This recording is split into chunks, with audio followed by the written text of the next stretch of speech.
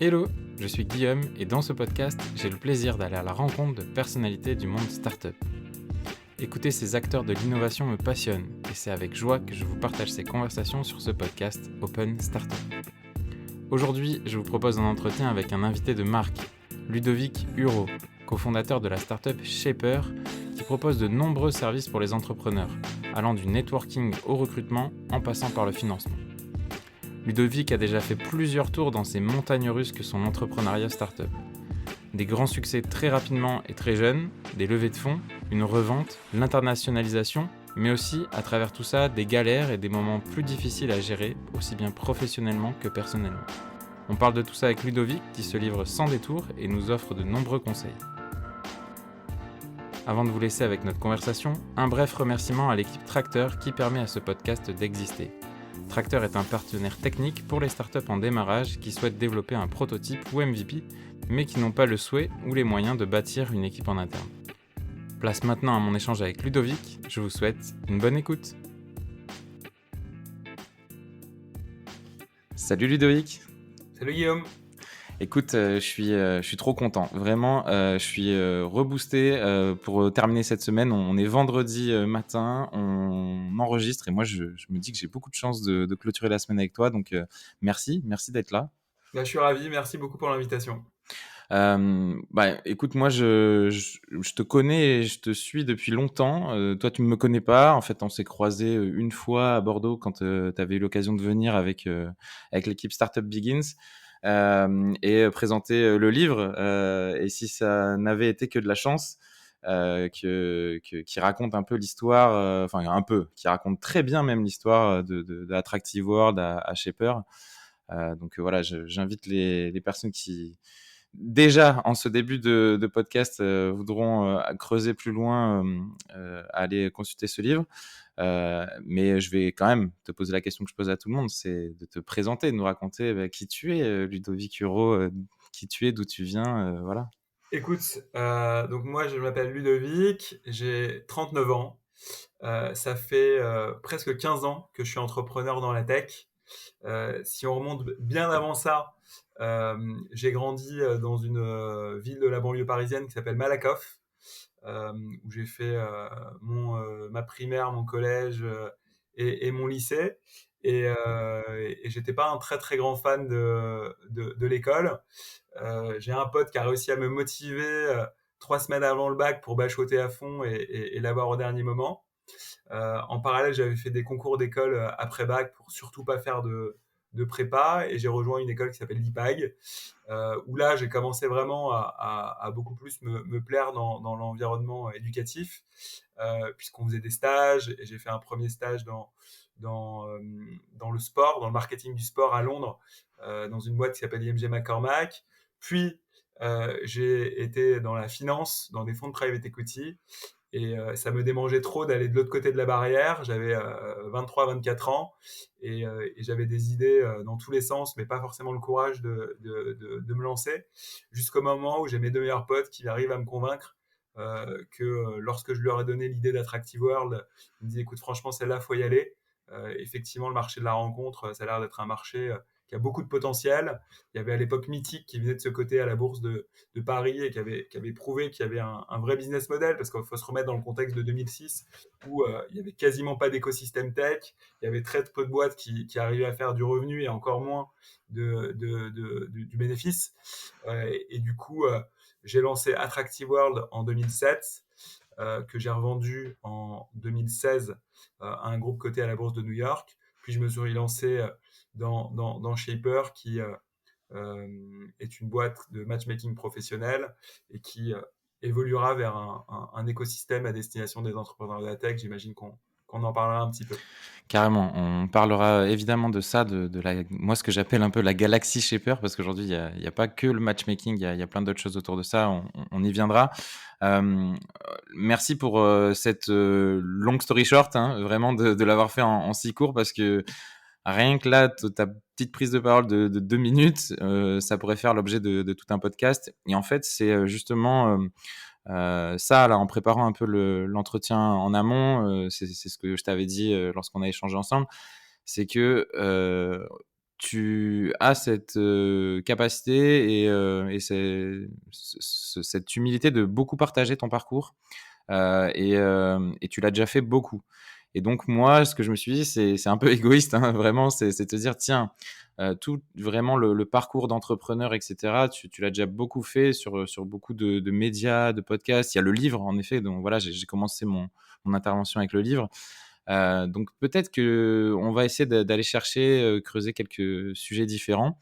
Avant tout, j'ai une première question là que je me remets à beaucoup poser à mes invités, et je trouve qu'avec ton regard de 1re génération aussi d'entrepreneurs, dans la tech, ça serait intéressant de savoir, c'est quelle est ta définition d'une startup? C'est une très bonne question. Ma définition d'une startup, c'est une organisation qui, à travers l'innovation, est capable d'apporter des nouvelles briques de valeur à des utilisateurs ou des clients potentiels. Et pour cela, est capable d'itérer hyper vite pour trouver le product market fit et accélérer ensuite. OK, hyper intéressant. Et toi, c'est quelque chose qui te guide, en fait, quand tu lances un projet, tu penses tout de suite product market fit, au final? C'est quoi, selon toi, la bonne boussole, tout de suite, hein, tu vois? Tout de suite, on va dans du concret. Ouais, mais c'est hyper bien. Je suis très, très heureux de pouvoir réfléchir à ça avec toi. En fait, je pense que sur mes premières années de vie d'entrepreneur, y compris jusqu'au lancement de Shaper, je faisais partie de la première catégorie d'entrepreneurs que tu as évoqué, donc très drivé par l'idée, par le sens que ça pouvait avoir, et peut-être moins avec une prise de recul que je trouve de plus en plus nécessaire, étant donné que l'écosystème tech mature de plus en plus et qu'il y a de plus en plus de concurrence et de plus en plus d'argent aussi. C'est vrai que j'ai commencé comme ça parce que voilà, moi j'ai toujours été animé par les rencontres. Je m'étais intéressé à Mythic et je m'étais dit que le marché allait se segmenter, et j'ai eu la chance avec Attractive World de trouver un product market fit immédiat. Mmh. Euh, et ensuite, j'ai lancé Shaper, où il y a eu un product market fit en termes d'audience, mais pas en termes de monétisation, ce qui a fait qu'on a dû faire évoluer notre modèle de monétisation vers le B2B. Et, euh, et du coup, je pense que c'est en me prenant des murs, hein, et notamment sur Shaper et sur l'aspect monétisation de Shaper Networking, euh, que j'ai commencé à me dire que lorsque tu lances une startup, tu dois avoir une approche qui est finalement multidimensionnelle.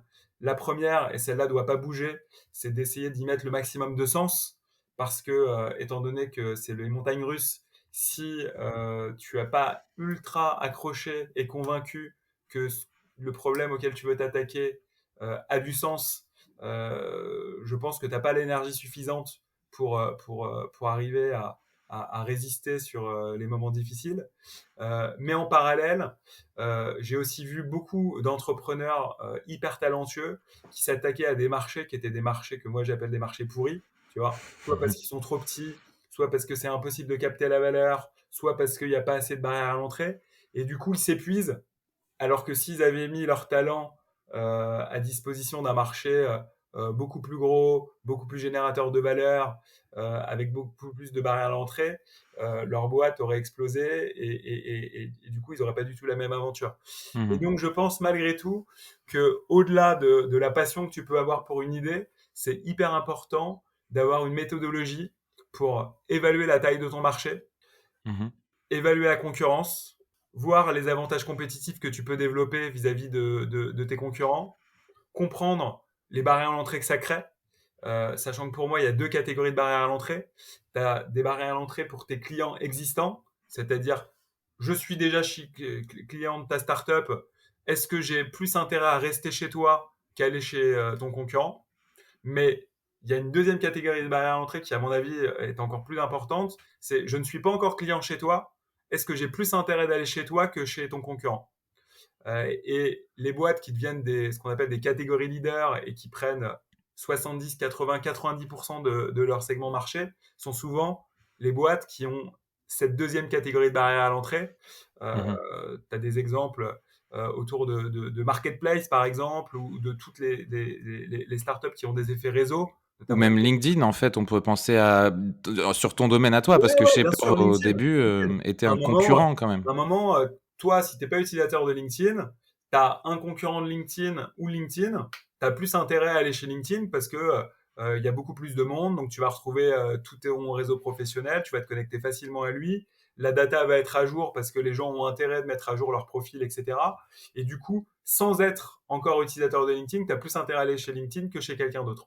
Mhm. Et du coup, je pense que réfléchir à tous ces paramètres, donc pour résumer, taille de marché, avantage compétitif par rapport aux concurrents, barrière à l'entrée, euh, te permettent de maximiser les chances de trouver un product market fit et donc de réussir. Et enfin, mais ça va avec la qualité du marché, c'est d'arriver à savoir si le problème que tu veux résoudre, parce que souvent, une idée de startup, ça vient d'un problème que tu veux résoudre. Ce problème-là, est-ce que c'est du nice to have ou est-ce que c'est du must have? Parce que si Je- tu es sur du nice to have, tout sera plus difficile. L'engagement de tes utilisateurs sera plus difficile en B2C. La capacité de commercialisation, si on est sur du B2B, sera aussi beaucoup plus compliqué. Le time to sign, donc la durée pour closer un client sera plus longue aussi parce qu'il estimera que c'est pas urgent, etc., etc. Donc, en gros, pour moi, si tu n'as pas tous ces paramètres-là, la probabilité d'avoir le product market fit sera beaucoup plus faible. Et du coup, tu vas passer beaucoup de temps, beaucoup d'énergie pour un résultat qui est très très peu certain. Je comprends et c'est très bien là, le Canva, enfin le template dont tu as parlé, il y en a un qui existe qui s'appelle, Moscow et qui Okay. reprend justement ça, must Ah, je ne have, connais pas. cool have, should have. Je le mettrai en lien dans les notes du podcast. Tellement de choses à dire, vraiment intéressant. Merci déjà pour ce premier partage.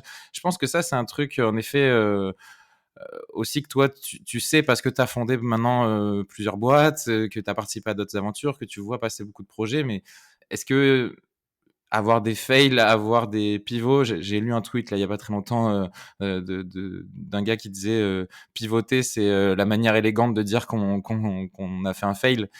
Ça, toi, tu le sais maintenant. Est-ce qu'il faut véritablement se planter pour trouver son product market fit?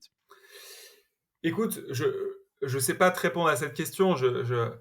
J'espère que les gens qui écoutent ton podcast auront moins de probabilité de se planter que les autres, parce que justement, ils sont capables d'aller chercher de l'expérience sans avoir eu à la vivre douloureusement. Mais c'est sûr que quand tu le vis, ça te marque beaucoup plus fortement. C'est-à-dire Mhm. que moi, j'ai vraiment vu une grande différence entre Shaper et Attractive World. Et l'exemple, en tout cas l'image que je pourrais donner, tu vois, c'est quand même quand tu fais du vélo et que il y a un jour où tu as le vent de face et l'autre jour, tu as le vent dans le dos. Bah, Mhm. tu as l'impression d'être hyper fort quand tu as le vent dans le dos parce que tout est facile, tu vois, et quand tu as le vent de face, tout est difficile même quand tu es sur le plat. Et pour moi, le product market fit, c'est un peu ça, quoi. C'est-à-dire que nous, sur Attractive World, franchement, je pense que j'étais un moins bon entrepreneur que quand j'ai lancé Shaper, mais il y avait un product market fit immédiat. Les gens passaient 30 minutes par jour sur la plateforme. On a passé au modèle payant à 60 euros par mois. On avait 35% de taux de conversion entre les gratuits et les payants. On avait 300 euros TTC de lifetime value. Et du coup, tout ce qu'on faisait, ça marchait. On faisait des campagnes de pub, ça cartonnait. On lançait une nouvelle fonctionnalité dans le produit, elle était adoptée. Alors que Shaper, je dirais pas que c'était pas du tout un product market fit, parce que sinon on aurait arrêté tout de suite. Et d'ailleurs, ça a été un petit peu la difficulté qu'on a eue, c'est que c'était un product market fit à moitié. Il y avait une base d'utilisateurs qui était vraiment fans, qui l'utilisaient énormément, ce qui nous a permis quand même de passer de 0 à 2,5 millions d'utilisateurs et d'avoir plus de 100 000 messages échangés par jour sur la plateforme. Mais tout était plus dur. Mhm. L'acquisition était plus dure, de faire comprendre aux gens la valeur de se rencontrer pour s'inspirer mutuellement, élargir son réseau professionnel. C'était plus difficile à expliquer que d'aller rencontrer des célibataires sur Attractive World. Donc, tout était plus compliqué et du coup, c'est ce qui fait on a dû pivoter. Donc voilà, donc moi, peut-être le conseil ou en tout cas le feedback que je peux donner, c'est de ne pas se mentir à soi-même en tant qu'entrepreneur, être assez clair sur les métriques à obtenir pour atteindre ou non le product market fit. Et si les métriques ne sont pas atteints, être prêt à prendre des décisions beaucoup plus radicales pour pivoter. Il n'y a aucun mal pour pivoter. Je suis aussi business angel à titre perso. Mes meilleurs investissements business angel jusqu'à présent sont liés à des pivots. Tu vois, l'exemple que je donne régulièrement, parce que c'est un succès incroyable, c'est une boîte américaine dans laquelle j'ai investi, qui a été montée par des Français, qui s'appelle Hugging Face. Euh, j'ai investi chez eux en pré-seed, donc au tout démarrage, en 2016. C'était à l'époque un chatbot qui voulait devenir pote avec les ados américains, un peu comme dans le film Her de Scarlett Johansson et Joaquin Phoenix. Et aujourd'hui, c'est l'équivalent de GitHub pour le machine learning, et c'est devenu la communauté open source référente au niveau mondial. Du coup, c'est plus du tout le même business, même s'il y a un point commun, c'est que la technologie pour développer ce chatbot était liée à ce qu'on appelle le Natural Language Processing, qui est un segment du machine learning. Mais il n'y a pas de honte à pivoter, il peut y avoir des succès complètement incroyables. Je crois de mémoire que Instagram est aussi un pivot d'un autre produit. Mais du coup, il faut savoir prendre ces décisions-là et probablement faire de la pédagogie avec ses investisseurs sur on a déjà levé un tour sur une idée A, que l'investissement ne doit pas être fait uniquement sur la base de cette idée, mais sur un contexte plus global qui peut être le marché, qui peut être l'équipe, etc. Pour que justement, sans culpabilité, les entrepreneurs puissent se dire, en tout cas puissent dire à leurs investisseurs, voilà, on a testé ce truc-là, on a eu un vrai process de test et d'itération. Au bout de 1, 2, 3 itérations et peut-être 2, 6, 12 mois, maintenant on a la conviction que c'est pas la bonne approche ou que c'est pas le bon produit. Donc voilà comment on va capitaliser sur ce qu'on a fait pour pivoter et faire un truc qui marche. Et il faut surtout pas trop attendre et faire l'autruche, parce que c'est comme ça en fait qu'on s'épuise et qu'on échoue. Ouais, il y a un truc, hyper important que tu as dit, en fait, c'était de prendre des décisions radicales, mais basées sur des métriques. C'est parce qu'en fait, souvent quand on est entrepreneur aussi, ben, on vit son idée à 200 et donc il y a beaucoup d'émotionnel et tu l'as dit, il y a des expériences qui sont douloureuses. Tu as dit aussi, tout est plus dur, et cetera. Est-ce que, toi aussi, tu étais plus dur avec toi-même? Parce que tu sais, tu étais aussi potentiellement, quand même attendu au tournant, tu avais fait Attractive World, tu avais eu cette success story, tu remontes chez Upper, tu lèves en plus très rapidement, je crois pas mal d'argent, enfin 3 ou Ouais, 4 millions, ouais, 3 millions. from scratch quoi, il y avait pas, pré-produit Ouais, quoi. ouais, ouais. Hem, Comment on fait justement pour pas avoir la tête qui vrille, tu vois? Et pas être dans ce côté émotionnel pour être très, très pragmatique. J'imagine que ça vient pas du jour au lendemain, ça s'apprend, on met en place des process comme tu dis. Qu'est-ce que toi tu as fait pour te protéger en fait de ça? À l'époque, j'ai pas grand-chose et franchement, j'en ai beaucoup souffert. Ouais. C'était, enfin, les difficultés que j'ai connues chez Shaper m'ont beaucoup fait souffrir, parce que effectivement, j'avais des attentes énormes. Enfin, je sais pas si tu connais cette expression, mais aux États-Unis, on dit happiness equal expectation minus reality. Tu vois? Mmh. Euh, et ou non, reality minus expectation, pardon, j'inverse. Et du coup, si tu as des expectations qui sont très élevées, donc si tu as des attentes qui sont très élevées, bah, la probabilité que la réalité soit à ce niveau-là est beaucoup plus faible, et du coup, ton bonheur, il va être en négatif. Et donc, tu vas être malheureux.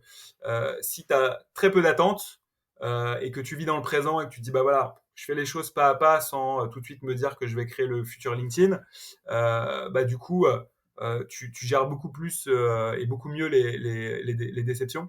Et c'est vrai que à l'époque, je suis pas sûr que j'avais le recul nécessaire pour y penser. Maintenant, c'est comme ça que j'aborde chaque nouveau projet ou chaque nouvel investissement. C'est vraiment essayer d'avoir le moins d'attentes possible, me projeter le moins dans des issues favorables et me dire, OK, j'essaie de faire les choses étape par étape, je les fais du mieux possible. avec mes valeurs, avec un niveau d'énergie très très élevé. Si possible, une méthodologie qui me permette très vite de voir ce qui marche et ce qui marche pas. En tout cas, dans le cas de l'entrepreneuriat, peut-être un peu moins dans le cas de l'investissement. Et après, on voit quoi. Et après, on gère et on essaye de réagir le plus vite possible. Et si par bonheur, il y a quelque chose qui explose, c'est génial. Et vu que tu t'y attendais pas, tu es encore plus heureux. Donc voilà, j'essaye, ce qui n'est pas évident parce que le cerveau humain n'est pas complètement construit comme ça. J'essaye d'éviter de trop me projeter. OK, et pareil pour, les critiques, j'ai envie de dire, parce que, bah, c'est un peu le lot des gens qui font des choses, hein, tu vois? Ils sont plus exposés aux critiques, et puis quand on fait des choses, on a plus de chances de rater des choses. Comment toi tu fais, ou tu as fait, ou aujourd'hui tu as fait pour, gérer la critique? Parce qu'en plus il y a du ménage à faire. Il y a des critiques, évidemment, parfois de tes utilisateurs qui sont très positives parce que ça te permet de rebuild ou de reconstruire sur le produit, d'une manière, plus efficiente, plus agréable pour eux. Mais aussi il y a les critiques plus globales, c'est un truc, qu'on entend, pas forcément toujours, je trouve, dans les discours, tu sais, où on parle que des bonnes expériences. C'est pour ça qu'avec toi, aussi, qui a connu aussi cette culture nord-américaine, j'avais envie de parler de ces aspects-là, la gestion de la critique, en fait. Comment toi tu abordes ça? Comme tu l'as dit, déjà, il y a plusieurs catégories de critiques. Il y a la critique bête et méchante, à laquelle j'essaye de plus trop porter attention. Parce que, en fait, je me dis souvent que les gens qui ont ce type de critique sont des gens qui sont aussi dans l'émotion, tu vois, qui doivent vivre une déception, tu vois, en tant qu'utilisateur de produits ou en tant qu'investisseur, etc. Et du coup, c'est plutôt leur ego qui parle et il n'y a pas grand-chose à en retirer, à part essayer de faire preuve d'empathie et de compréhension, ce qui, encore une fois, est loin d'être évident. Et donc, j'essaye d'y porter moins d'attention, même si c'est, encore une fois, pas simple. Et après, tu as les critiques constructives. Et celles-là, tu les ressens à la fois parce que tu vois que ce sont des critiques qui ont été bien pensées, et tu sens aussi de la bienveillance. Tu sens des gens qui ont envie de te remettre sur le bon chemin, plutôt que te mettre la tête sous l'eau, dans le cadre des critiques de catégorie 1. Et du coup, celle-là, moi j'essaye d'être le plus réceptif possible, d'être ouvert à la communication, ouvert au dialogue, parce que je me dis que ces gens-là sont des alliés pour me permettre de réussir et d'atteindre les objectifs. Donc voilà, donc je pense vraiment que le vrai travail à faire, parce que c'est ça généralement qui fait le plus souffrir, c'est d'être capable d'encaisser la critique bête et méchante. Et souvent, quand tu fais les choses bien, euh, elle existe, mais c'est quand même une toute petite catégorie de personnes. Mmh. Sinon, si c'est une beaucoup plus grande catégorie, soit c'est qu'il y a eu un problème de communication, Mmh. soit c'est qu'il y a un sujet de fond qui est plus important. Mais je pense que tout ça, c'est vachement relié à l'ego aussi. Ouais. Tu vois. Et donc, pour rebondir sur même tes questions précédentes, je pense que pour arriver à gérer l'ascenseur émotionnel d'aventure entrepreneuriale, faut arriver à bien comprendre comment tu fonctionnes, comment ton cerveau fonctionne, et qu'à la fin, tout ça, c'est que des réactions chimiques dans ton cerveau. Tu vois. Genre, à la fin, quand tu te sens triste, c'est une réaction chimique dans ton cerveau. Quand tu te sens angoissé, c'est aussi une réaction chimique. Tu vois. Et du coup, moi, j'étais extrêmement émotionnel dans ma jeunesse, jusqu'à 25-30 ans, hein, donc ça a duré longtemps. Et du coup, j'ai dû vraiment travailler sur moi-même. Je me suis beaucoup intéressé au développement personnel, à la gestion des émotions, à la gestion des pensées. Euh, j'ai lu un certain nombre de bouquins, dont un que j'ai cité plusieurs fois dans des podcasts, qui s'appelle Le pouvoir du moment présent, euh, qui te permet voilà, d'observer et de prendre un peu de recul sur ce qui se passe dans ton corps, ce qui se passe dans ta tête. Et ça te permet de sortir de l'émotion, parce que c'est souvent l'émotion qui peut te faire du mal et qui peut faire que tu as la tête complètement sous l'eau. Euh, et je pense que ce type de travail, la méditation, moi j'essaye de méditer malgré la naissance de mon enfant, et je sais que tu es bien placé pour savoir que c'est pas facile de s'aménager des temps libres. J'essaye quand même de sanctuariser 15 minutes par jour pour faire de la méditation. Et ça m'aide beaucoup euh, à prendre du recul sur les choses. Après, j'ai eu la chance de ne pas avoir de grands drames dans ma vie, ni personnelle, ni professionnelle, et je touche du bois. Et du coup, je ne sais pas du tout comment je pourrais gérer ce type de choses beaucoup plus violentes, que des critiques d'investisseurs ou d'utilisateurs, ou des déceptions d'entrepreneurs. Je ne sais pas à quel point je serais capable de gérer ce type d'émotion-là. Mais en tout cas, pour gérer la vie de tous les jours de l'entrepreneur avec ses hauts et ses bas, je trouve que c'est des méthodes qui aident beaucoup. Ouais, de hacker aussi un peu son cerveau, comme tu dis, en fait, c'est ça, c'est de faire le détachement. Ouais. Ben, c'est un grand enseignement, en effet, parce que en plus, toi, tu as vécu tout ça, comme tu le dis, très vite, très jeune. Tu t'es en plus donné des défis supplémentaires en partant monter chez Shaper à New York, quitte à faire le grand saut, changer de culture, changer de style de vie, parce qu'au final, monter une boîte, c'est bien, mais il y a tout le côté personnel qu'il faut pas oublier. Et voilà, ce juste équilibre est très précieux. J'aimerais rapidement revenir juste sur un point, parce que les critiques peuvent t'amener à un changement. Euh, Qu'est-ce qui doit faire la différence entre, tu vois, persévérance et obstination? Parce qu'en fait, un entrepreneur souvent porte sa vision et voit vraiment le chemin vers lequel il a envie d'aller. Et voilà, moi, cette notion, je pense que parfois très fine, cette persévérance qu'il faut avoir, et parfois savoir dire non, savoir dire ok, j'ai entendu, mais c'est pas ça, je sais où je veux aller, et en fait, de pas être trop obstiné, tu vois. Comment tu arrives à avoir cette jauge? C'est hyper dur. Franchement, c'est vraiment hyper compliqué. Et je pense que cette jauge, elle doit vraiment être rationalisée à travers des chiffres. Mhm. Tu peux avoir toute l'énergie du monde, encore une fois, si tu n'es pas sur le bon marché, tu vas juste t'épuiser. Et qu'est-ce qui va t'indiquer que tu es sur le bon marché ou non? C'est les métriques de ton produit, si tu lances un produit. T'en as C'est quelques-unes à nous donner là Ouais, bah écoute, en B2C, c'est très simple.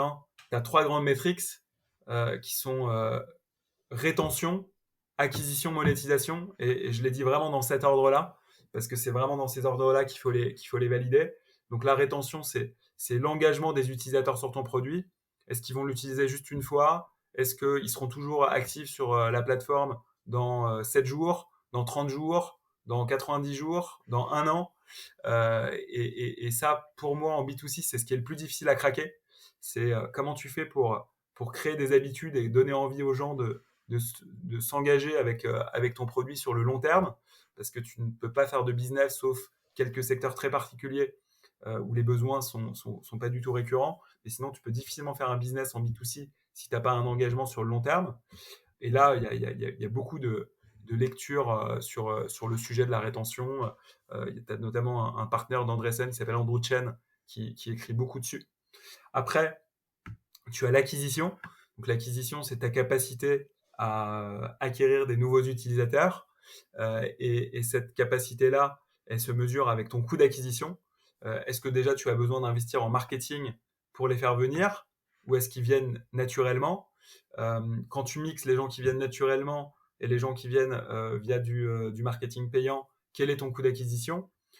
Est-ce qu'il est raisonnable? Est-ce que tu peux scaler? Est-ce que tu peux euh, accélérer ton acquisition en maîtrisant tes coûts d'acquisition? Tout ça, c'est des questions qui te permettent de valider cette deuxième maîtrise qui est l'acquisition. Et ensuite, la troisième, c'est la monétisation. Et là, généralement, tu regardes les taux de conversion entre les gratuits et les payants. Et surtout, tu regardes ce qu'on appelle la lifetime value, c'est ce que va dépenser en moyenne un utilisateur dans toute sa vie. Et tu vas comparer cette lifetime value avec ton coût d'acquisition. Et si la lifetime value dépasse le coût d'acquisition, c'est des bons signaux que ton product market fit est là. Euh, Généralement, il faut que ça la dépasse de manière relativement significative, donc au moins que ça la double, voire que ça la triple, parce que généralement, quand tu augmentes ton budget marketing, tes coûts d'acquisition augmentent, et que tu vas avoir besoin de suffisamment de réserves de marge pour pouvoir absorber cette hausse des coûts d'acquisition dans le futur. Ça devait être très drôle désolé, je te coupe avant que tu parles peut-être du B2B. Ça devait être d'ailleurs très drôle chez Attractive World qui du coup sert à faire des rencontres parce qu'en fait, quand vous aviez des gens qui quittaient la plateforme, ça veut dire que la promesse était résolue et donc vous étiez foncièrement heureux pour eux parce que c'est pour ça que vous bâtissez le produit, mais en même temps vous perdiez deux clients quoi. Ouais, ouais, C'était c'est vrai, c'est vrai. très paradoxal. C'est une question que beaucoup d'investisseurs m'avaient posée. Ils m'avaient dit, en fait, si tu es hyper bon, ton business, il est mort. Euh, Dans les faits, alors c'est vrai que ça marchait beaucoup puisqu'on demandait aux gens quand ils se désabonnaient pourquoi ils se désabonnaient et, euh, et on avait énormément de gens qui se rencontraient via Attractive World. On estimait qu'on avait pris un mariage par jour. Euh, mais la réponse que j'apportais aux investisseurs et que je t'apporte aujourd'hui, c'est que dans notre business, on investissait 50% de notre chiffre d'affaires en marketing. Donc en gros, notre lifetime value était 2 fois supérieur à nos coûts d'acquisition blendé, c'est-à-dire le mix entre les gens qui viennent naturellement et les gens qui viennent en payant. Et, euh, et du coup, quand tu as 50% de ton chiffre d'affaires qui vient en marketing, si 2 personnes se marient grâce à ta plateforme, ils vont t'amener au minimum 2 autres célibataires et il y en avait certains qui en amenaient 10. Et du coup, les deux qu'on perdait compensaient largement par au minimum 2 nouveaux, voire 10 nouveaux. Oui, qui est Et l'aspect referral en fait parmi les autres métriques qui exactement, existent, qui est exactement. aussi important. Ouais, après, tu as des sous-métriques, tu vois. Tu peux mesurer la satisfaction avec le NPS. Le Ouais. NPS, c'est une métrique qui te permet de mesurer à quel point tes utilisateurs ou tes clients seraient prêts à recommander ton produit à leurs amis ou leur entourage. Mais pour moi, c'est des sous-métriques. À la fin, s'ils sont satisfaits, ça va générer une baisse de des coûts d'acquisition parce qu'ils vont parler autour d'eux. A priori, ils devraient être suffisamment engagés dans ton application et potentiellement, tu vas aussi arriver à les monétiser. Mmh. Parfois, c'est pas le cas, hein. Nous, sur Shaper, on arrivait à faire de l'acquisition, on avait une rétention qui était plutôt pas mauvaise, mais par contre, on avait du mal à monétiser. Donc, c'est bien entendu, il y a des spécificités pour chaque business, mais globalement, je trouve qu'à travers ces 3 grands domaines, rétention, acquisition, monétisation, tu couvres plein de sous-domaines, y compris la satisfaction de tes utilisateurs. Et Donc pour ça, le c'est le B2B, B2C. pareil? Ouais. Mmh. Et B2B, c'est pareil, sauf que c'est des funnels qui sont un petit peu différents. Mais à la fin, c'est quand même la même chose. Notamment quand tu fais du SaaS, tes clients, tu as besoin qu'ils utilisent ton produit. S'ils ne l'utilisent pas, il y a quand même un moment, ils vont se poser la question pourquoi ils payent. Donc il y a un vrai élément clé à gérer ça. La deuxième chose, c'est que tu dois trouver un mode de commercialisation qui fonctionne, donc qui fait que ce que va dépenser ton client, donc sa lifetime value, soit supérieur à tes coûts d'acquisition, sauf que dans tes coûts d'acquisition, au lieu de mettre que du marketing, tu vas mettre du marketing plus le coût des commerciaux. Et là, tout l'enjeu, c'est que le besoin auquel tu réponds, le problème que tu résous, soit suffisamment fort pour donner envie aux gens d'acheter rapidement, parce que plus ton cycle de commercialisation va être long, plus ça va te coûter d'argent, plus ça va te faire ça va augmenter tes coûts d'acquisition. Euh, et le troisième, c'est la monétisation. C'est à quel point les gens, déjà combien les gens sont prêts à payer. Ouais. Et est-ce qu'ils sont prêts à payer cette somme suffisamment longtemps pour que ta lifetime value soit au moins 3 fois supérieure à ton coût de commercialisation, c'est-à-dire ton coût d'acquisition marketing plus ton coût commercial. Et du coup, là, l'enjeu, c'est d'être capable de démontrer le ROI de ton produit. Parce que si tu arrives à démontrer par A plus B qu'en utilisant ton SaaS, tu vas faire gagner à l'entreprise beaucoup plus d'argent, il n'y a aucune raison qu'elle arrête et potentiellement tu vas pouvoir l'upseller et lui vendre d'autres fonctionnalités supplémentaires parce qu'elle se dit bah ouais mais en fait c'est pas grave de payer plus puisque je gagne beaucoup plus. Si tu as des difficultés à démontrer ce ROI là, ça sera beaucoup plus difficile de faire payer cher l'entreprise, donc tu auras une lifetime value moins importante et donc ton ratio entre tes coûts d'acquisition et ta lifetime value sera plus bas. Donc tout ça, c'est des indicateurs de product market fit et c'est ce qui doit te permettre de déterminer à la fin si ça vaut le coup de s'obstiner ou non Mmh. ou de persévérer. Euh, et, et, et je pense que le seul bémol qu'on peut mettre là-dedans, de savoir est-ce qu'il vaut mieux persévérer ou au contraire, il faut surtout arrêter de s'obstiner, c'est sur des nouvelles catégories. Par OK. exemple, moi, j'ai un copain que j'ai rencontré à New York en 2014-2015, qui travaillait sur une plateforme de no-code à un moment où le no-code n'existait pas. C'est quelqu'un qui s'appelle Emmanuel Strasnoff. Euh, et, euh, et, et ils étaient deux. Ils avaient des power users qui leur permettaient de couvrir leur salaire, mais ils voulaient surtout pas lever de fonds. Et d'ailleurs, peut-être que le business à cette époque le justifiait pas. Et depuis, cette entreprise qui s'appelle Bubble est devenue le leader du no-code, a levé plus de 100 millions de dollars et est en train de devenir le catégorie leader. Et donc, dans des cas comme ça où tu crées des nouvelles catégories, au début, tu peux être seul à prêcher dans le désert, et tout d'un coup, tu as un Il point y a un d'inflexion. momentum, ouais, c'est ça Voilà, tu as un qui point arrive. d'inflexion qui fait que la catégorie, qui était une catégorie embryonnaire, devient une catégorie réelle, que tu as 3 ans d'avance sur tout le monde, et que tu deviens une catégorie leader avec des barrières d'entrée hyper fortes, et tu fais une entreprise incroyable, ce qui est le cas de Bubble. Euh, et des exemples comme ça, il y en a d'autres. Il y a des business qui n'auraient jamais peut-être pu exister avant la pandémie du Covid et qui tout d'un coup sont propulsés. Bah, tu peux te dire que celui qui a persévéré alors que il n'y avait aucun signal de product market fit un an avant, aura bien fait de le faire. Donc c'est pour ça que c'est bien de donner des conseils ou certaines méthodologies, mais après la réalité c'est qu'il y a tellement de paramètres exogènes qui font que les choses peuvent changer, qu'à la fin c'est au fond de soi qu'on doit récupérer la réponse. Merci, hein, merci pour tous ces éléments très pragmatiques, très activables, je pense là, de parler metrics, c'est très bien de ramener ça, c'est essentiel pour moi. Donc je te remercie beaucoup parce que, je pense que voilà, on peut, beaucoup apprendre de ça.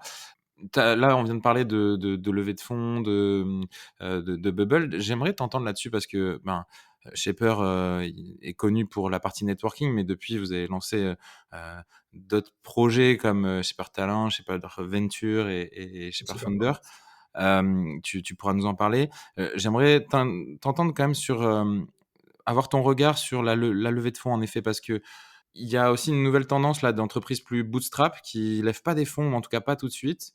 C'est quoi ton regard là-dessus, sur, les changements qu'il y a eu aussi sur, les besoins en financement, sur, est-ce que c'est les bons moments, est-ce qu'il y a des bons moments pour lever? Enfin bref, ma question est pas forcément très précise, mais vu que toi tu as levé plusieurs fois des fonds et que maintenant tu as aussi participé en tant que business angel à d'autres levées et qu'avec Shaper Venture vous abordez beaucoup le sujet, j'aimerais beaucoup t'entendre sur ce domaine-là.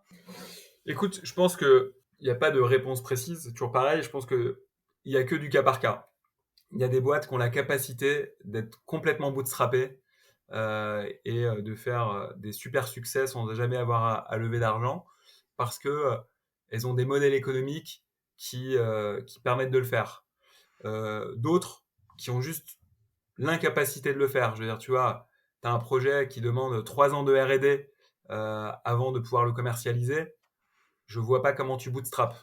Tu as Mmh. forcément besoin de fonds pour pouvoir recruter des ingénieurs ou des chercheurs qui vont te permettre de créer ton produit avant de le commercialiser. Tu as des business qui demandent des tailles critiques importantes avant de pouvoir commencer à générer du chiffre d'affaires. Tu as des business avec des BFR qui sont énormes, qu'il faut financer. Euh, et que tu peux pas financer tant que tu fais pas une masse significative de chiffre d'affaires. Donc il y a vraiment vraiment plein de cas qui montrent que certaines boîtes peuvent être bootstrappées et c'est génial. Moi je trouve ça super les boîtes bootstrappées et j'ai beaucoup d'admiration pour les entrepreneurs qui arrivent à bootstrapper. Mais on peut pas dire que maintenant c'est que le bootstrap et c'est pas les levées de fonds ou inversement. C'est vraiment en fonction de la typologie de start-up et du besoin réel. Et après, sur les boîtes qui lèvent, moi je suis plutôt favorable pour lever le montant dont tu as besoin, peut-être un peu plus que ce montant-là, mais pas 3 fois plus ou 5 fois plus, parce que à la fois, ça peut te faire faire des erreurs. Moi, mon sentiment, c'est qu'il y a des étapes à respecter et tu peux être le meilleur entrepreneur du monde et avoir tout l'argent du monde. En fait, il y a des étapes, tu peux pas les accélérer et surtout au début. Et du Mmh. coup, à part quelques business où c'est winner takes all avec un énorme enjeu de taille critique dès le début, où là, ça peut se justifier de lever beaucoup, beaucoup d'argent tout de suite, et il y en a, mais dans la majorité des cas, je pense que il faut vraiment essayer de respecter les étapes de développement d'un produit et que si tu as plus d'argent, tu vas vouloir essayer de griller ces étapes, tu vas recruter plus de gens. Et en fait, moi, ce que j'ai découvert, c'est que plus tu as de monde au démarrage, moins tu as de chances de trouver le product market fit. Voilà. OK. Parce que pour trouver le product market fit, généralement, c'est une série d'itérations, sauf coup de chance. Tu vois, moi, sur Attractive World, j'ai eu le product market fit immédiatement. Mais de manière générale, il y a quand même une série d'itérations pour trouver le product market fit. Et tu itères beaucoup plus rapidement quand tu as une équipe de 5 que quand tu as une équipe de 50. Mmh. Et donc, moi, je vois plutôt le financement en fonction du besoin réel, de la perception réelle du product market fit. Est-ce qu'on en est? Est-ce qu'il y est? Est-ce qu'il est sur une certaine catégorie de clients, mais qu'en fait, dès que tu vas passer dans une autre catégorie de clients, il restera à démontrer. Et du coup, je pense que le financement doit être calibré en fonction de ces problématiques et qu'il y a des boîtes qui peut-être sur leur site devraient plutôt lever 1 million, même si on leur en propose 3, parce que sinon, ils vont se mettre énormément de pression sur la croissance alors que le product market fit est peut-être pas complètement atteint, que la commercialisation qu'ils ont commencé à faire eux en tant que fondateurs est pas complètement réplicable avec une équipe de sales parce qu'il y a peut-être encore un temps d'apprentissage pour bien comprendre les use cases, le mode de commercialisation avant de pouvoir le déléguer. Euh, et du coup, si tu lèves 3 millions, tu vas lever 3 millions sur une valo de 12, puisque généralement tu as 20% de dilution.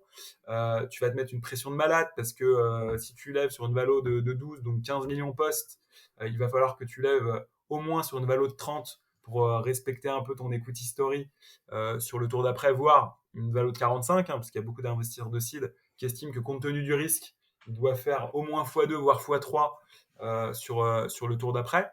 Et du coup, tu te mets dans une seringue qui n'est pas forcément hyper saine Mmh. pour la boîte et même pour ta santé mentale en tant qu'entrepreneur.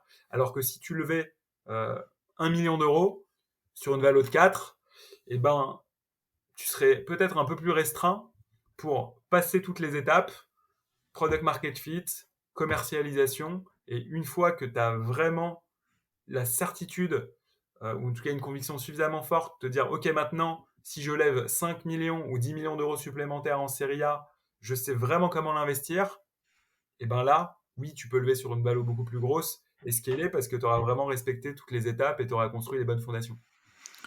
J'adore, j'adore et puis c'est un bon enseignement, on est revenu encore au product market fit au final dans tout ce que tu enseignes. J'imagine que du coup c'est avec cet œil-là que toi tu analyses un peu les projets en fait, Ouais, ouais, ouais. Alors après, nous, on a investi, enfin, à titre personnel, mais également via Shaper Ventures. euh, on est surtout sur des projets en pré-seed. Et du coup, mmh, il y a assez peu de metrics. Et donc, nous, ce qu'on regarde, c'est plus la qualité de l'équipe. du ou des fondateurs, voilà, la qualité de l'équipe ou de la fondatrice, et la qualité du marché. Mmh.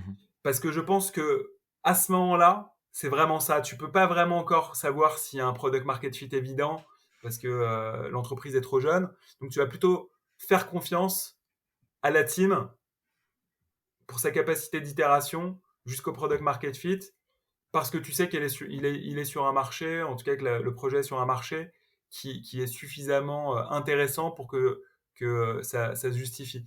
Donc vraiment pour moi le précise c'est ça, c'est team et marché. Et à partir du seed, tu peux avoir déjà des premiers signaux de product market fit. Et sur la série A, c'est clairement le product market fit. OK. Et justement ton œil là sur, tout à l'heure on en parlait au tout début de podcast sur cette nouvelle génération d'entrepreneurs, hein, désolé de te dire, tu as peut-être 15 ans d'écart maintenant, 15-20 ans même peut-être avec certains Ah, c'est d'écart horrible avec là, eux. je vais me prendre un gros coup de massue quand j'aurai 40 ans, Je suis en fin d'année.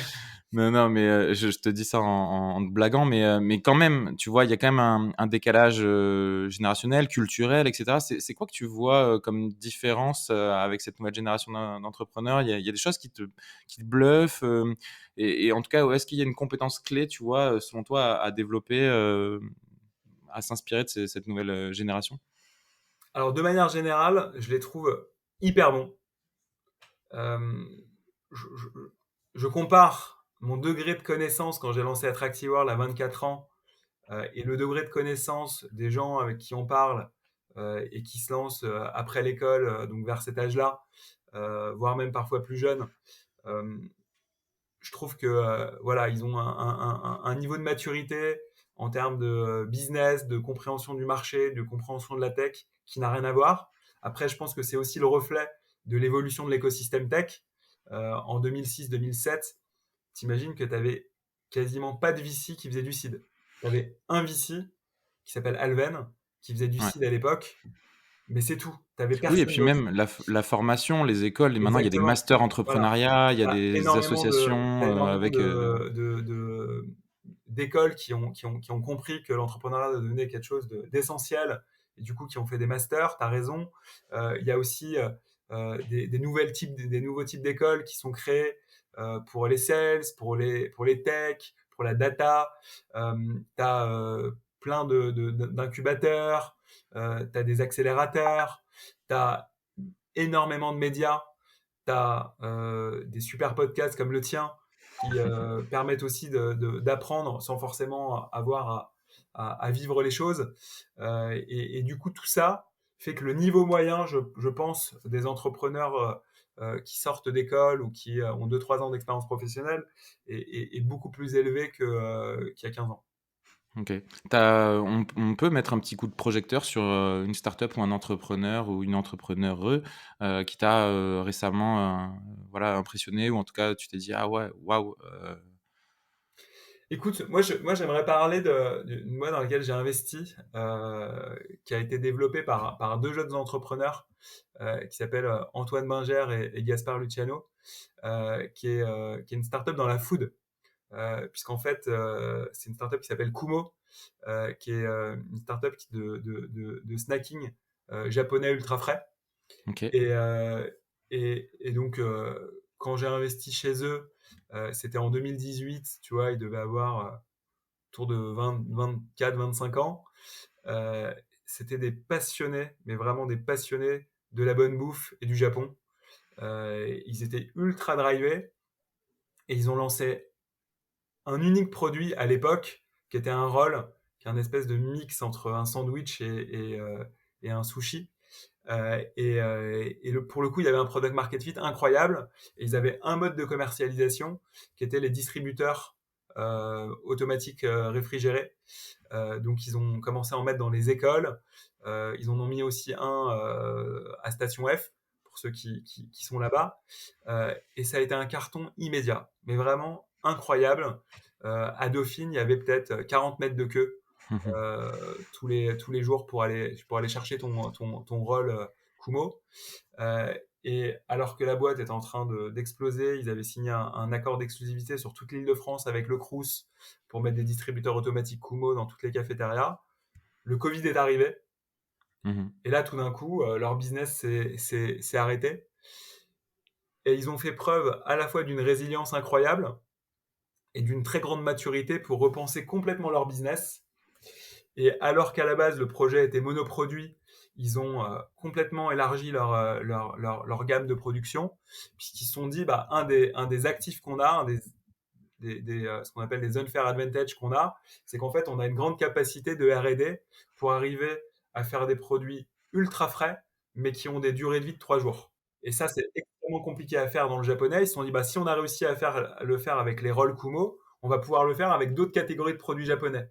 Et donc, ils ont lancé des bento, ils ont lancé des nouilles japonaises, ils ont lancé des ramen, etc. M'en dis pas plus, Ludovic, parce que si un jour j'ai envie de les inviter, là, t'auras tout dit. Non, mais il faut, je finis en 2 mots l'histoire parce que c'est quand même, c'est vraiment génial ce qu'ils ont fait. Et du coup, en élargissant cette gamme, ils ont pu s'adresser à d'autres canaux de distribution, ce qu'ils n'auraient pas pu faire avec du monoproduit. Et ils ont Mhm. commencé à signer la GMS, ils ont signé Carrefour, ils ont signé Casino, ils ont signé Franprix, ils ont signé Monoprix. Ils sont allés voir la restauration collective, ils ont signé les grands de la restauration collective. Et ils ont aussi bossé avec les dark kitchen, avec Deliveroo et Uber Eats en mode dark kitchen. Et aujourd'hui, le business explose. Ils ont une croissance incroyable. Je crois ils sont à plus de 200% de croissance entre mars 2022 et mars 2021. Et du coup, là, ils sont, à mon avis, partis pour faire une énorme boîte dans le segment food japonais. Et voilà. Et c'était des gens qui, à la base, étaient drivés juste par une passion, qui se sont pris le Covid et qui ont su se réinventer avec beaucoup, beaucoup de maturité sur un business difficile, hein, parce que Ouais, derrière tout ça, il faut les produire, les produits. Hein. Donc, il faut c'est des clair. labos, il faut des gens, il faut du management, il faut des financements. Et puis c'est périssable en plus, Et c'est donc du c'est toute périssable, une galère, etc. il y a de la logistique, ouais, ouais. Et voilà, et je trouve que bah, quand tu as leur âge, d'être capable de faire preuve d'une telle maturité, d'une telle prise de recul, c'est suffisamment rare pour le souligner. Ben, bravo à Antoine et Gaspard, tu m'as fait un très beau teasing vraiment, Faudrait que tu si mettes le un de ces lien 4, faudrait que tu mettes le lien de carrément. Kumo. Ouais. Carrément, avec grand plaisir. Et puis on en revient au sens en fait, ce que tu disais, c'est ça qui est hyper important. Donc je note résilience, compétences clés vraiment à avoir en fait et à travailler. Hein. Et puis on revient au sens. Et on va peut-être finir là-dessus. J'ai deux questions vraiment parce qu'après je dois te libérer pour un déjeuner important de ton côté. Euh, Qu'est-ce qui fait justement aujourd'hui le sens pour toi dans ton quotidien, dans ton job? Qu'est-ce qui fait que le matin tu te lèves et que tu es foncièrement, heureux de faire ce que tu fais, tu vois? Écoute, moi vraiment mon fil rouge depuis le tout début de ma vie entrepreneuriale, c'est les rencontres. Hem, j'ai toujours adoré rencontrer des gens parce que pour moi la rencontre c'est ma façon principale d'apprendre. Il y a des gens qui lisent, il y a des gens qui écoutent des podcasts, il y a des gens qui ont plein de manières différentes pour apprendre. Moi, ma source numéro un d'apprentissage, c'est vraiment les rencontres. Mmh. Ça ne veut pas dire que j'écoute pas de podcast ou que je lis pas, mais c'est vraiment ça qui me permet de m'ouvrir le plus, de m'inspirer le plus, de découvrir des nouvelles choses qui génèrent de la créativité en moi. Et aujourd'hui, avec ce qu'on a fait sur Shaper, c'est-à-dire cette évolution de notre modèle vers un écosystème, tu appelais ça tout à l'heure une galaxie, j'aime beaucoup le terme, à destination des entrepreneurs de la tech, c'est qu'en fait, on est au cœur de ce mouvement qui est l'entrepreneuriat aujourd'hui, qui a complètement explosé depuis plus de 10 ans. Euh, on est au cœur aussi de cette vague d'innovation qui a vocation à résoudre des énormes problèmes de société. Euh, on voit les problématiques qu'on a dans le monde actuel et je pense que l'innovation, si elle est bien pensée, si les politiques publiques aussi font en sorte que l'argent soit de plus en plus dirigé vers des projets à impact, je pense qu'elle peut vraiment aider à résoudre des grands problèmes, les grands problèmes des 10 ou 20 prochaines années. Euh, et du coup, de pouvoir contribuer à notre échelle à ce mouvement-là, de pouvoir rencontrer des dizaines et des dizaines d'entrepreneurs passionnés, moi, ça m'excite et ça me donne envie de me lever le matin. Tu vois, je regardais sur les 12 derniers mois, on a plus de 2000 startups qui sont inscrits sur un de nos services Shaper, que ce soit Shaper Talent, qui est une plateforme qui met en relation des startups avec des talents dans le domaine des sales, du marketing, des RH et bientôt de la finance et des ops, que ce soit à travers Shaper Founders, qui met en relation des startups qui démarrent, qui sont vraiment en pré-précide avec une communauté d'advisors qui sont eux-mêmes des entrepreneurs, mais qui ont déjà, pour la plupart, fait une série B ou revendu leur boîte, ou que ce soit via Shaper Ventures, donc qui est un VC qui met des tickets de 400 000 à 1 million d'euros dans des startups. On a plein de points de contact avec des gens passionnés et c'est ce qui me fait lever le matin. Top, merci. Et puis donc, une de mes enfin ma dernière question pour, je te le promets. Tout à l'heure, on a parlé un petit peu de vie personnelle aussi quand même, au long du podcast. Tu as évoqué le fait d'être devenu papa. Je fais un clin d'œil au collectif Sista qui a sorti une superbe vidéo, sur les questions qu'on pose trop souvent, aux femmes et pas assez, souvent aux hommes. Donc je vais pas Un demander, petit clin quel d'œil pour Tatiana. Voilà, vraiment et je vais pas te demander quelle est ta, morning routine, ni ton rituel beauté, mais plutôt de savoir, qu'est-ce que ça a changé pour toi quand même dans ta vie, globale, hein, mais aussi donc d'entrepreneur, le fait d'avoir cette vie de famille? Je serais très curieux de savoir ça. Ah bah, ça demande une logistique qui n'a plus rien à voir. Parce que pour le coup, lire un bouquin, ça devient un luxe, écouter un podcast, ça devient un luxe, aller au cinéma, ça devient un luxe. Donc c'est une nouvelle organisation avec des journées peut-être encore un peu plus intenses parce que bah, il y a des horaires où faut aller s'occuper de notre fils et c'est aussi hyper important. Et du coup, même si on a la chance d'avoir une nounou, bah, lorsqu'elle a fini, on va s'occuper de notre fils sans trop avoir recours à des extensions d'horaires parce que c'est un peu la facilité et finalement, c'est comme ça que tu passes un peu à côté des choses hyper importantes de la vie. Euh, donc, euh, donc en gros, quand tu dois finir à 19h pour récupérer ton fils, bah, c'est juste que tu t'organises autrement. Tu priorises peut-être certaines tâches plutôt que d'autres. Tu t'organises avec ta femme. Voilà, nous, c'est un jour sur deux, c'est elle, un jour sur deux, c'est moi.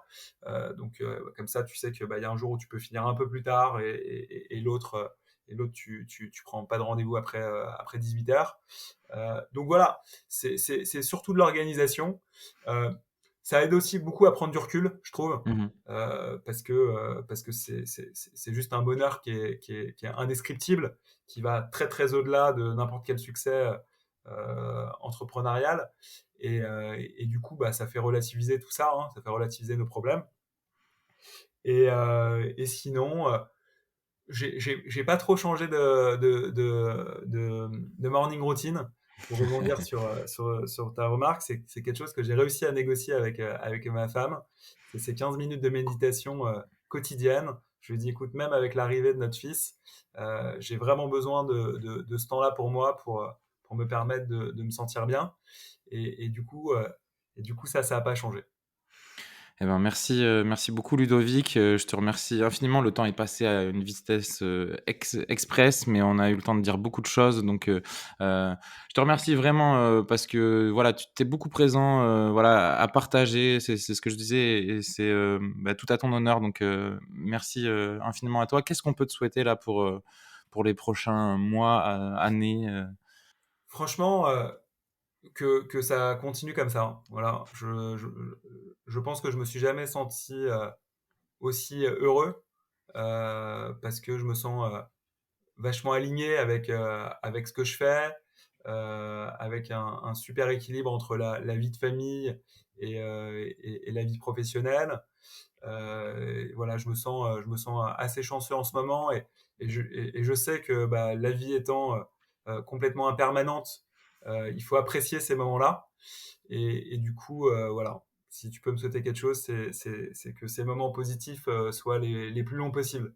eh ben, moi aussi, je te le souhaite, je touche du bois aussi et encore, infiniment merci, à toi pour le temps passé et pour les auditeurs de ce podcast. Quand tu veux, quand tu es de passage à Bordeaux pour, une bière ou un café, Yes. avec grand plaisir et puis, écoute, à très vite. Merci beaucoup. Encore merci pour l'invitation. Salut. Merci beaucoup pour votre écoute. J'espère que cet échange vous aura plu. Avant de partir, je souhaite vous inviter à quelques petites actions. Partagez sur vos réseaux l'épisode. Les discussions d'aujourd'hui pourront peut-être servir à quelqu'un demain. Envoyez-moi vos retours, ça m'encourage et aide à m'améliorer. Abonnez-vous pour ne pas louper les prochains. Enfin, si vous êtes sur Apple Podcast, mettez 5 étoiles. En plus de flatter mon ego, cela aide vraiment au développement de ce podcast. Prenez soin de vous et à très bientôt pour un prochain épisode.